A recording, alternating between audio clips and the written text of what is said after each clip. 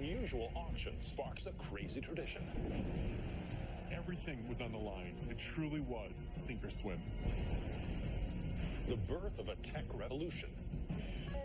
He had no idea that this was going to be a worldwide craze. And an explosive plot against the Nazis. Nobody would suspect this 12-year-old boy of espionage. Deep in the vaults of the world's greatest institutions lie extraordinary relics, tales of intrigue and wonder, and secrets waiting to be revealed. These are the mysteries at the museum.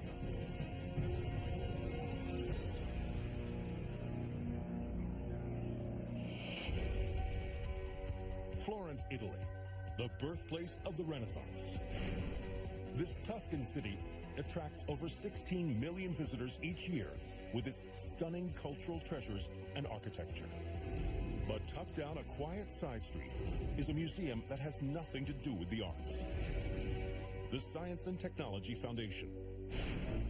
Its charming collection includes delicate glass models of jellyfish from the 1800s, an array of perfectly preserved fossils, and a 19th century machine that produces static electricity.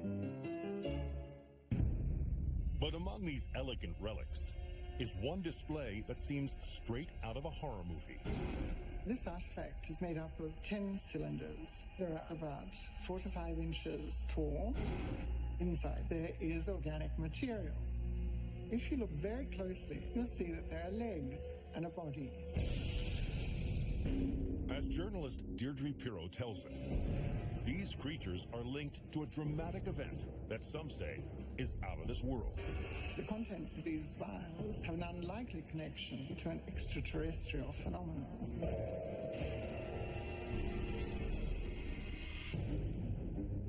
October 27th, 1954, Florence, Italy.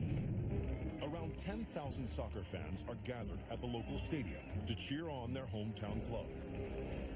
But in the second half of the game, something extraordinary happens. Suddenly, there was a blinding flash of light.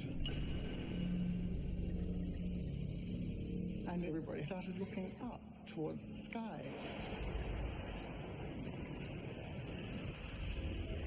There are about 20 floating objects of different shapes. Some like eggs, some like cigars.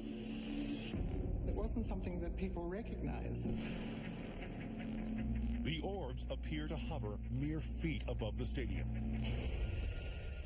The players and the crowd are mesmerized. And then something even stranger happens. A strange, silky material begins to fall into the crowd. People tried to catch it, and when they did, it appeared sticky in their fingers. The spectators can hardly believe their eyes.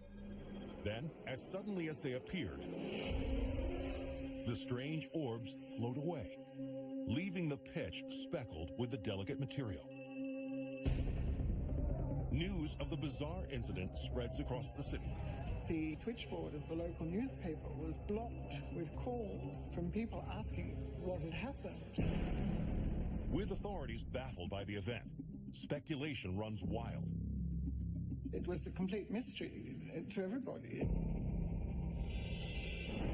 Some argue the flash of light was a meteor and that the strange material was some kind of debris. Others suggest a more mundane explanation, that the wispy substance was blown over from a nearby textile factory. But neither of these theories account for the glistening orbs that were seen hovering above the stadium. So, with no earthly explanation, some locals jump to an otherworldly conclusion. Many Florentines believe Florence and its stadium were visited by UFOs.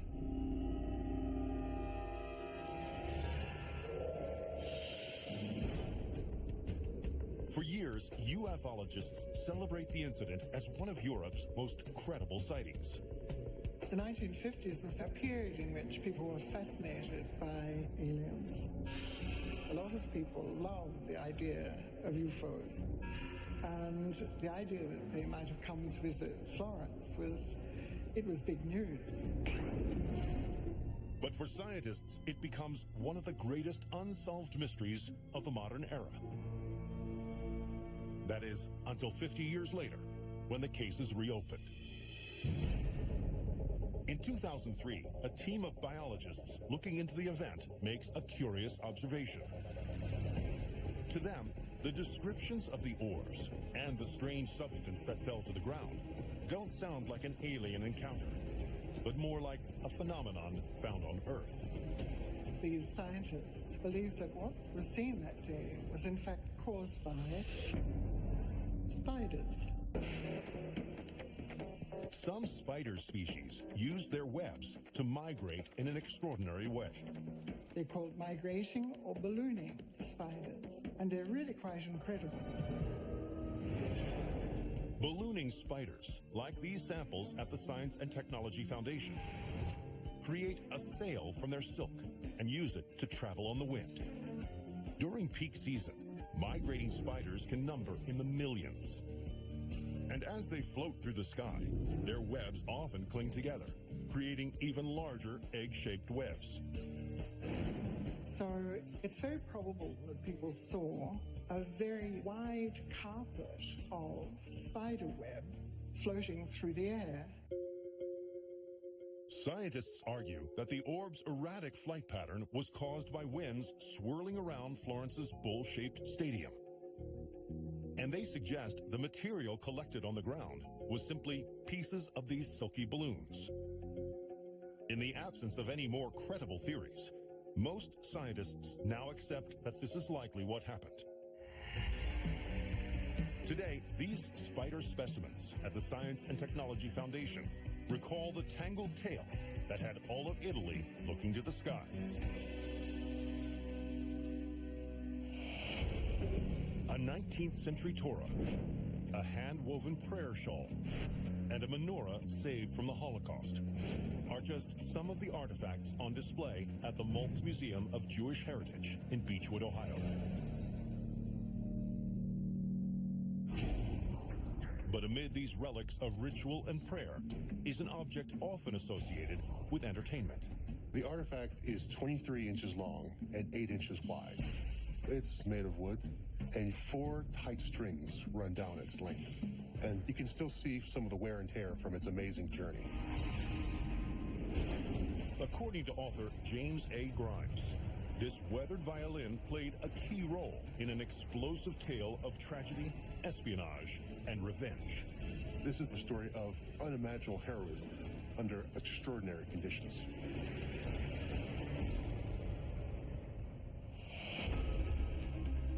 (1943). The Nazis are marching across Eastern Europe. But for people in the tiny village of Krasnovka, Ukraine, life remains unchanged. Among the town's residents is Motula Schlein, a 12-year-old Jewish boy with a passion for the violin. Motula had a very special connection with this instrument. And by all accounts, he was an extraordinarily talented young violinist. Motula seems destined for a successful career as a musician. But his life is about to take a tragic turn. In August, the Nazis invade his village. He happened to be coming home and saw Nazis entering his house. Frightened, Motula hides nearby. He waited, and he heard gunshots inside. They killed his parents and his little sister. Motula is terrified. He grabs his violin and flees into the forest. Alone and grief-stricken, the young man fears he will perish in the harsh environment. But then he's offered a glimmer of hope. He discovers a band of Jewish resistance fighters living in the woods. These were guerrilla combatants who launched attacks against the Nazis and really disrupted the war effort for the Eastern Front. Motula joins the group and agrees to help them strike back against the Germans. Together, they plan to infiltrate a popular Nazi tavern so they can eavesdrop on the soldiers and glean information on troop movements. And they believe Motula's musical talent will provide the perfect cover. Nobody would suspect this 12-year-old boy of espionage. Mottola takes his violin to the Nazi club and is asked to play for the soldiers. The ruse works. When he was done playing, the crowd went wild. Mottola became something of a fixture at his soldiers club, playing every day for lunch and dinner. The boy performs for weeks, all the while secretly reporting back to his fellow resistance fighters. But Mottola doesn't stop there. This was his real opportunity to avenge his murdered parents and little sister. So he comes up with a daring plan. He hatched a plot to blow up the building and kill all of the Germans inside.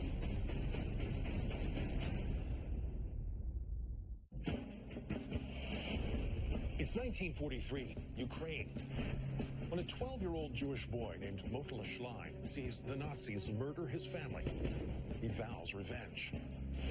So he gets a job working at a German social club that is patronized by SS members. His plan? To blow up the building with the Nazis inside. Mottola discovers that the tavern has a disused storeroom in the basement. It's the ideal place to hide a bomb. Mottola realized that if he could hide his violin in that basement, he could take home an empty violin case and then bring back that case with a few pounds of explosives hidden inside. He plants over 40 pounds of dynamite, enough to demolish the entire building. Mottola decided to wait for the perfect opportunity for maximum destruction. A few days later, the lodge is filled with Nazi soldiers and high-ranking SS officers. Mottola grabs his violin, sets a timer on the explosives, and runs out into the street.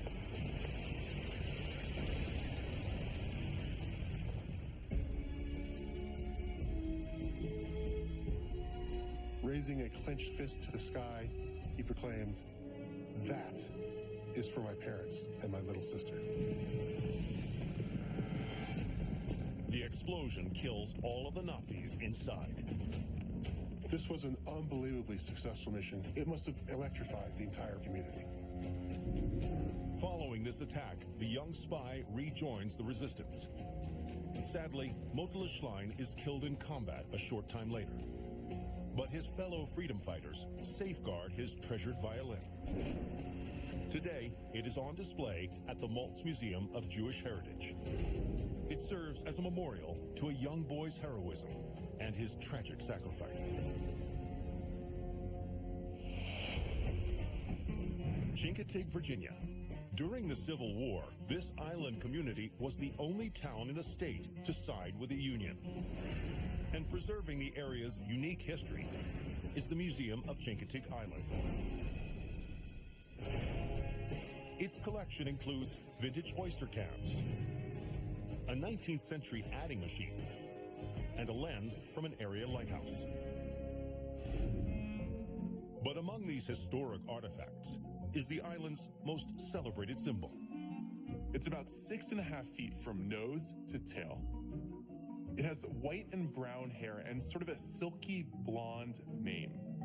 It's kind of adorable. This is a preserved Chincoteague pony. As journalist Seth Borges attests, these charming creatures have thrived in the region's coastal climate for centuries. But they were once part of a daring stunt to prevent a catastrophic disaster. The fate of a community rested on the shoulders of this wild animal. 1924, Chincoteague, Virginia. It's late one February evening in this quiet island town.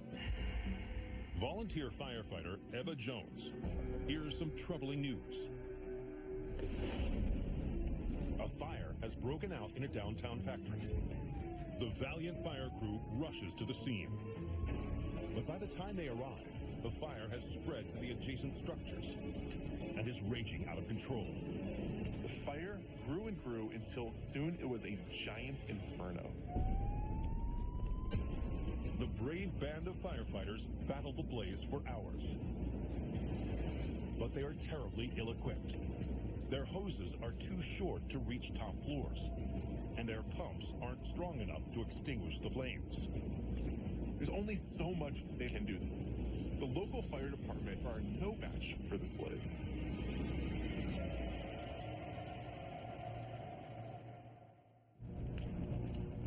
When the smoke finally clears, the raging inferno has destroyed several buildings and caused more than $30,000 in damages.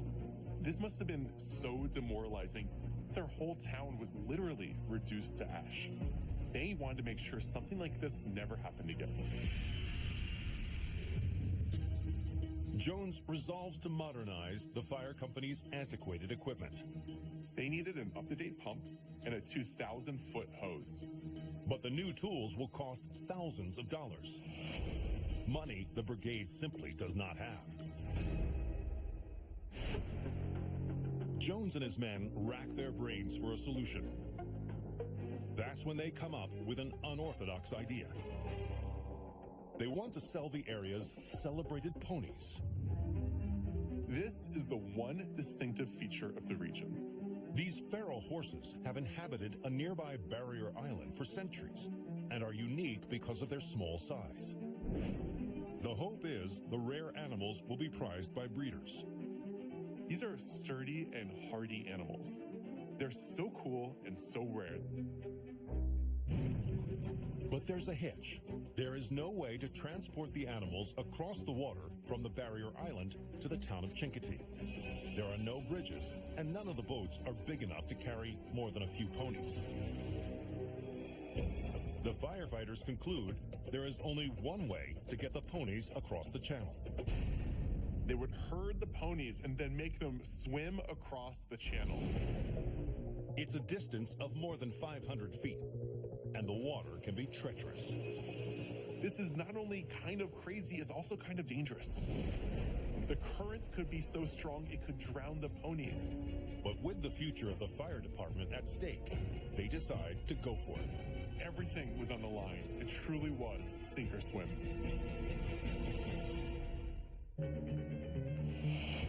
It's 1925 in Chincoteague Island, Virginia. In an effort to raise money, the town's firefighters have decided to auction off a group of wild ponies from a nearby island. But there's a problem. The only way to get them across the channel is to round them up and make them swim through the treacherous waters. So can the firefighters somehow pull off this impossible task? On July 30th, a crowd gathers to watch the unprecedented event. Across the channel, a team of cowboys corral 150 ponies and lead them to the southernmost tip of the island. This plan is totally bonkers. Nobody knew for certain if they were about to march 150 ponies to their death. Slowly, the herd is driven into the ocean. As the animals enter the water, the firefighters hold their breath. This must have been a sight to behold. 150 ponies marching into water and paddling across. Holding their noses just inches above the water surface, the ponies struggle to make the swim. For several agonizing minutes, the firefighters can do nothing but watch. Finally, the animals reach the other side. And when they corral the ponies, they find that every single one has survived. The crowd goes wild. It worked! With the animals securely on Chincoteague Island, the ponies are sold to eager spectators. And to Jones and his fellow firefighters' delight, they fetch enormous sums. The fire company raises $6,000. That's enough to buy all the equipment they want. But the animals' impact on the community doesn't end there. The pony swim becomes an annual event that, to this day, attracts thousands of spectators from around the world. Meanwhile, this little pony at the Museum of Chincoteague Island recalls the harrowing stunt that made a very big splash. Washington, D.C., a few steps away from the National Mall, is an institution dedicated to the darker side of American life. The National Law Enforcement Museum. Among the storied artifacts in this collection are a toy Tommy gun from the 1930s, Al Capone's bulletproof vest, and a Native American Indian police belt. But deep in the museum's archives is an object that recalls a long-forgotten crime committed by one of the nation's most notorious gangsters. It's approximately 10 by 18 inches long. It's made out of paper. It contains a photograph of a wanted criminal and the words "expert machine gunner." According to museum director Joe Urschel, this document is tied to the search for one of America's most infamous villains. This is a story about the manhunt that changed the nation. July 1933, Washington, D.C. 38-year-old J. Edgar Hoover is the director of the nation's newest law enforcement agency, the Bureau of Investigation. But this fledgling institution is already in crisis. After the botched investigation into the Lindbergh baby kidnapping, the agency has become a national laughingstock. Hoover desperately needs to regain the public's confidence. Hoover wanted to build his reputation as America's top cop, but he is under a lot of pressure to save the Bureau of Investigation. Little does he know, he's about to get his chance. On the night of July 22nd, Hoover receives an urgent phone call from the wife of an Oklahoma City oil tycoon named Charles Urschel. The millionaire industrialist has been kidnapped. Charles Urschel is thought to be the wealthiest oil man in the Southwest at that time. Hoover sends his best agents to the mogul's estate. There, Urschel's wife explains that she and her husband were entertaining friends at home when two armed men broke in. They kick in the screen door, burst in with Urschel and his wife and another couple were playing bridge. They put Urschel in the back of their car and they speed off into the night. There's little else for the investigators to go on. Then, on July 26th, a ransom note arrives. In it, the kidnappers demand $200,000 in cash be delivered to a hotel in Missouri. And if they don't get their money soon, he's a dead man. Desperate to get Urschel back alive, Hoover arranges to pay the ransom. Two of Urschel's business partners take the train to Kansas City to do the drop. Finally, on July 30th, after 8 days in captivity, the oil tycoon is released by his captors. With Urschel finally free, Hoover can set his sights on catching the kidnappers. His agents interview Urschel in the hope that the millionaire can offer up a clue as to his captors' identities. But as soon as they begin, they realize there's a problem. Throughout his ordeal, Urschel was blindfolded. He didn't see anything that could help the investigation. The agents are at a loss. It's unlikely that they'll be able to find the spot where he was hidden. It would be like finding a needle in a haystack. So will the kidnappers be caught? Or has the Bureau bungled yet another case? It's 1933 in Oklahoma City. J. Edgar Hoover is determined to rebuild the reputation of the Bureau of Investigation. Federal agents recently botched a high-profile case, but have been offered a chance at redemption in the form of the kidnapping of wealthy oil tycoon Charles Urschel. If Hoover and his investigators can crack the case, it will restore the public confidence in the agency. So what will it take to bring these hardened criminals to justice? As the agents interview the oil magnate, they discover something astounding. Urschel has a truly remarkable memory. Despite having been blindfolded, he can recall every sound, smell, and taste from his 8 days in captivity. Urschel had this incredible retention ability. It was almost like he had a photographic memory. Urschel recalls smelling farm animals at the place where he was held. He also remembers hearing an airplane fly overhead twice each day, except once when it rained. Armed with with Urschel's detailed recollections, agents cross-reference farm addresses, weather reports, and flight records. And soon, they get a promising lead. By triangulating all of that evidence, they come up with the location of the farm, a place called Paradise, Texas. Authorities raid the property and arrest the owners, two local lowlifes named Robert and Ora Shannon. Under questioning, the duo confesses to being part of the plot, but claim they weren't the ringleaders. The scheme's masterminds, they say, were their daughter Catherine and her husband, George Kelly Barnes, a criminal better known by his nickname, Machine Gun Kelly. George Kelly was a gangster. He was thought to be the expert machine gunner, and he was connected to all kinds of big-time criminals. It seems Kelly and his wife have fled the property, so Hoover launches a massive search to find them. They used everything at their disposal: planes, trains, cars. Covered 20,000 miles. They crossed 16 state lines in the process. It was the largest manhunt in the nation's history up until that time. The strategy works. Just a few weeks later, Hoover's agents receive a tip that leads them to Memphis, Tennessee. On September 26th, authorities find and arrest Machine Gun Kelly and his wife. Kelly and Catherine were shocked to be tracked down by the agents. The two are eventually convicted of kidnapping and are sentenced to life imprisonment.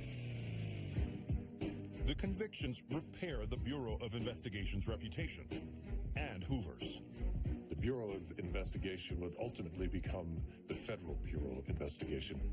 This case became known as the one that established J. Edgar Hoover as the director of the FBI. Today, this wanted poster of Machine Gun Kelly remains in the archives at the National Law Enforcement Museum in Washington, D.C. It recalls a brazen kidnapping and the manhunt that made the modern FBI.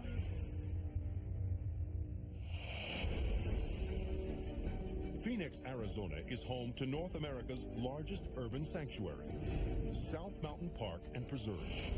Covering over 16,000 acres, this recreational area offers breathtaking views of the region. And in the shadow of this serene setting is an institution dedicated to the pursuit of learning, the Arizona Science Center. Its interactive galleries include a counterbalanced pendulum, a ham radio room, and a massive stomach exhibit which displays the organ's inner workings.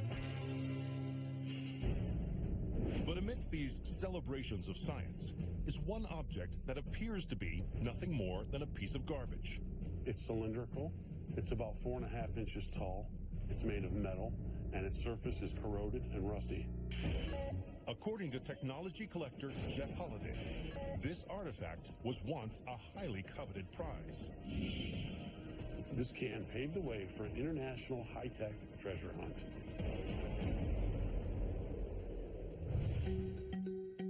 It's 2000 in Portland, Oregon. Dave Ulmer is a software engineer and a high-tech hobbyist. But one of his biggest passions is exploring the various trails that crisscross Oregon's abundant forests. He's kind of a techno geek, but Dave Ulmer loved to be outside. Little does he know, his devotion to the outdoors is about to put his life in jeopardy. One day, Dave is out in the mountains when he is struck by a frightening revelation. He is hopelessly off course. The woods outside of Portland were dangerous to navigate. Out on the mountain, he struggles to rediscover the trail. He sees no sign of his path and worries he's going farther off course.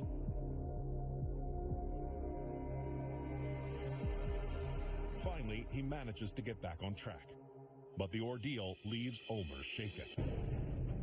Dave thought there was a better way to combine the outdoors and technology so he would never be led astray again. Later that year, something happens that will give him the perfect solution. In May, the hobbyist learns that the United States is allowing the public full access to a powerful technology. Its name is GPS. GPS, or Global Positioning System, uses satellites to identify coordinates anywhere on the globe and is accurate to just a few feet. Although it was created in 1978, only the military has been authorized to use its full potential. Now, with the government's announcement, GPS is finally available to the masses. That was a huge announcement because for the first time with the GPS system, anyone could pinpoint an exact location anywhere on the Earth. This is the moment Dave Ulmer had been waiting for. Ulmer is convinced the technology will finally mean an end to getting lost. But then he is struck by an unconventional idea. Perhaps GPS could be used in a different way. Right then, Ulmer had an aha moment. And what he does next will earn him a place in the history books. Dave Ulmer had no idea that this was going to be a worldwide craze.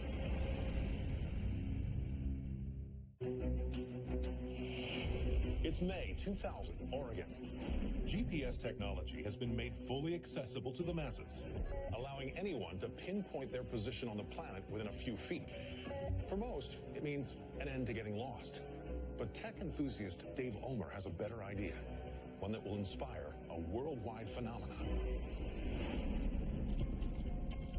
On the morning of May 3rd, Ulmer gathers an assortment of ordinary items from around his house.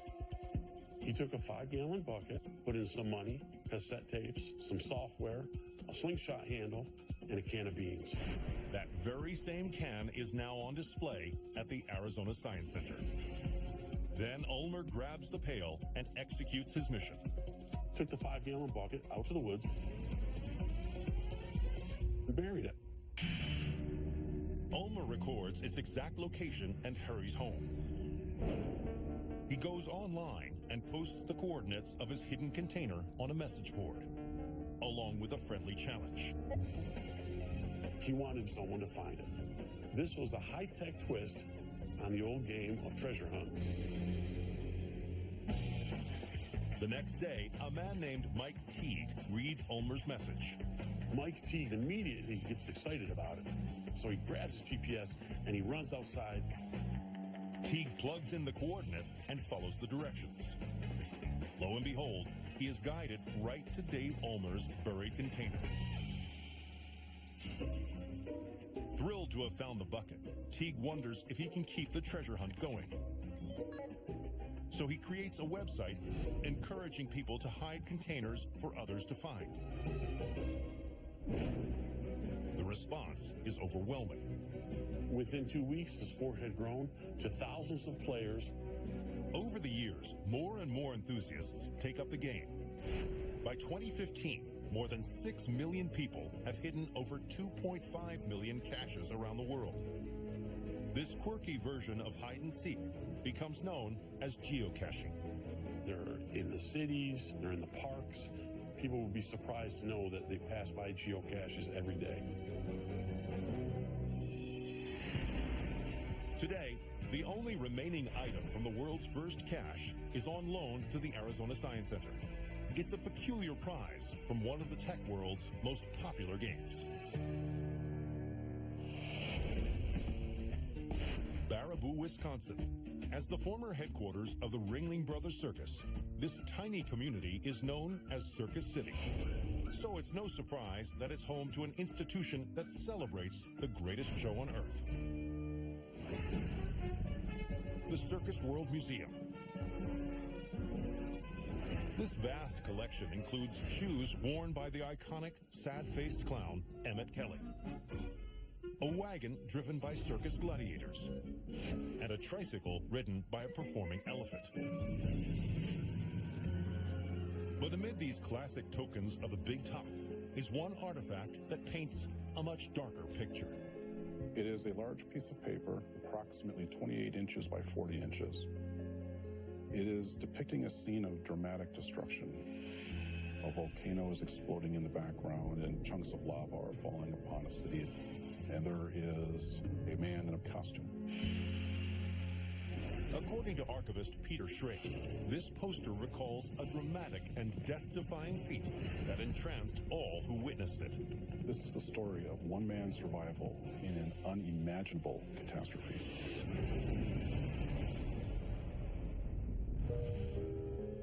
It's 1902 on the Caribbean island of Martinique. In the shadow of a volcano named Mount Pelée is the charming city of St. Pierre.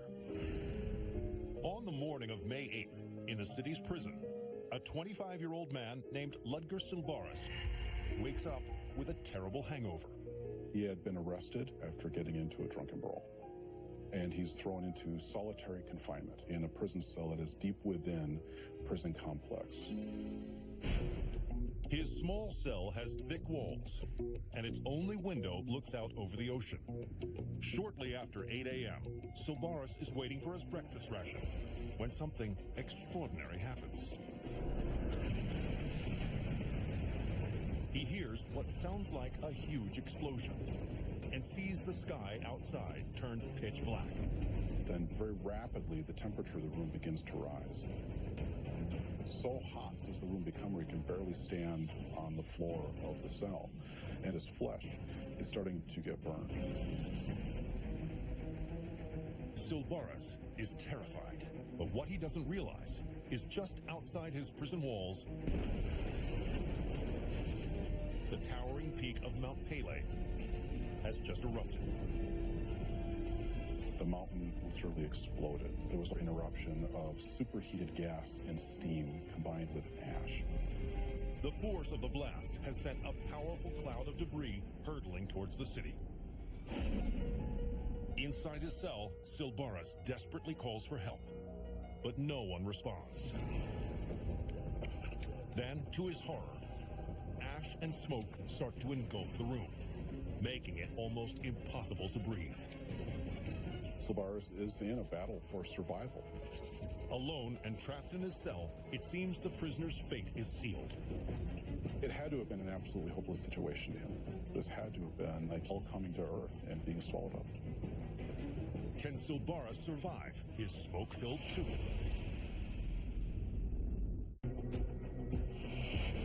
It's 1902 in the city of St. Pierre on the island of Martinique. A convict named Ludger Silbaris is in his prison cell when a massive volcanic eruption levels the city. So how will this jailbird survive?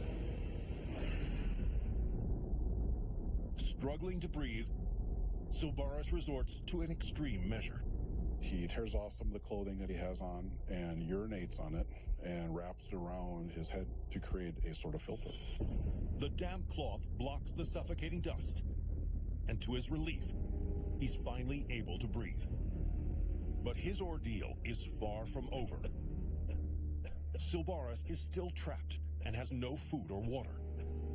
From the window of his cell, there appears to be no signs of life. Hours turn into days, and Silbaris grows frail and weak. He is on the brink of death. But then, miraculously, a team of rescuers is digging through the rubble towards him.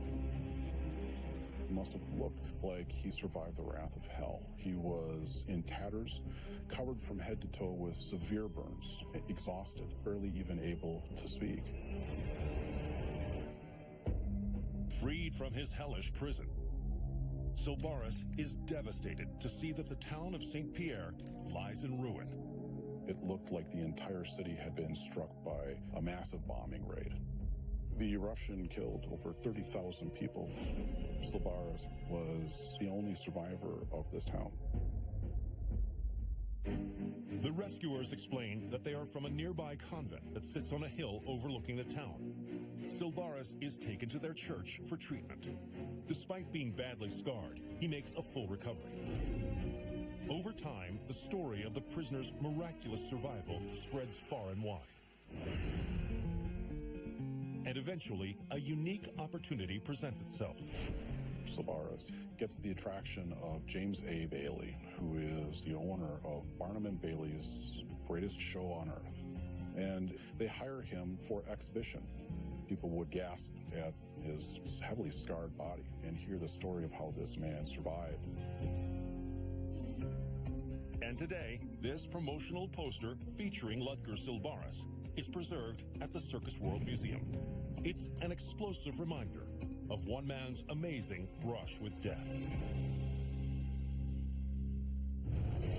From a daring plot to an incredible escape. A most wanted criminal to an unidentified object. I'm Don Wildman, and these are the mysteries at the museum.